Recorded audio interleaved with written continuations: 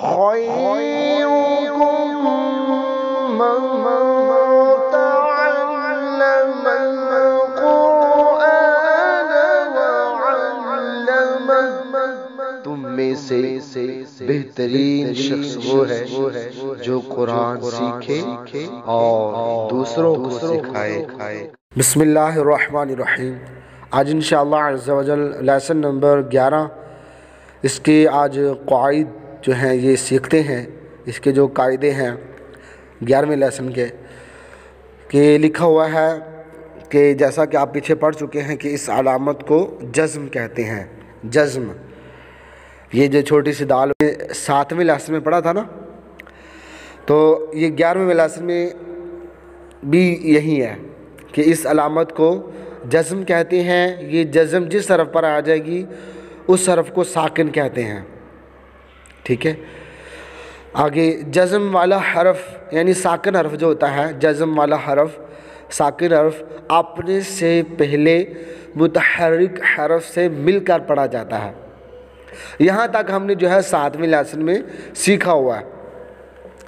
آگے جو نئی بات اس میں سیکھنے والی ہے وہ یہ ہے کہ حمزہ ساکنہ، حمزہ جو ہوتا ہے یہ الف کی شکل میں بھی ہو سکتا ہے اور عین کی شکل میں بھی ہو سکتا ہے۔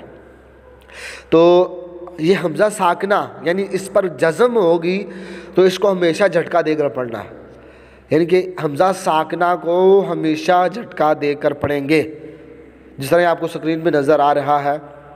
کاف حمزہ زبر کا، سین دو زبر سن، کا سن، کا سن، تو یہ حمزہ ساکنہ میں ہمیشہ جھٹکا دے کر پڑھنا ہوتا ہے۔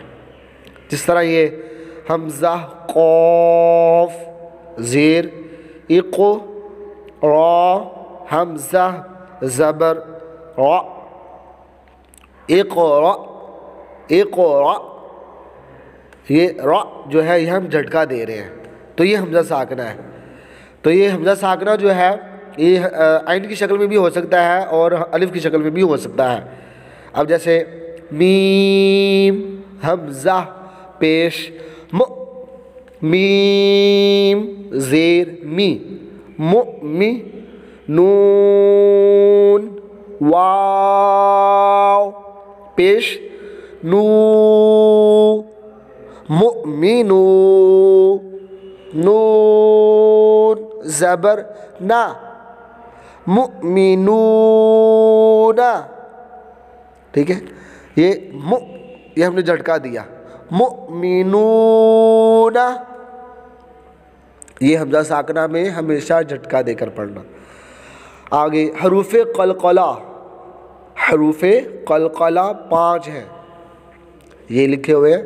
قاف، طا، با، جیم، دال، یہ حروف قلقلہ ہے۔ ان کا مجموعہ قطب جدن ہے، قطب جدن، یہ ان کا مجموعہ ہے۔ حروف قلقلہ کتنے ہیں؟ 5، اور ان کا مجموعہ قطب جدن، یعنی ان حروفوں کو ملا کر لکھا دیا تو یہ جو ہے مل کر لکھے گئے تو یہ قطب جدن ہو گئے۔ اور یہ حروف قلقلہ 5، قاف، طا، با، جیم، دال، یہ ذہن نشین رکھنے ہیں۔ یہ ہم نے 11ویں لیسن میں سیکھنے ہیں کہ یہ کہاں کہاں اور کیسے کیسے یوز ہوں گے۔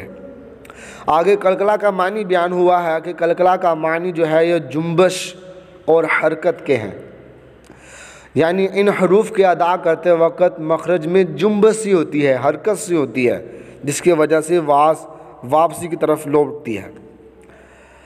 لوٹتی ہوئی وہ نکلتی ہے آواز۔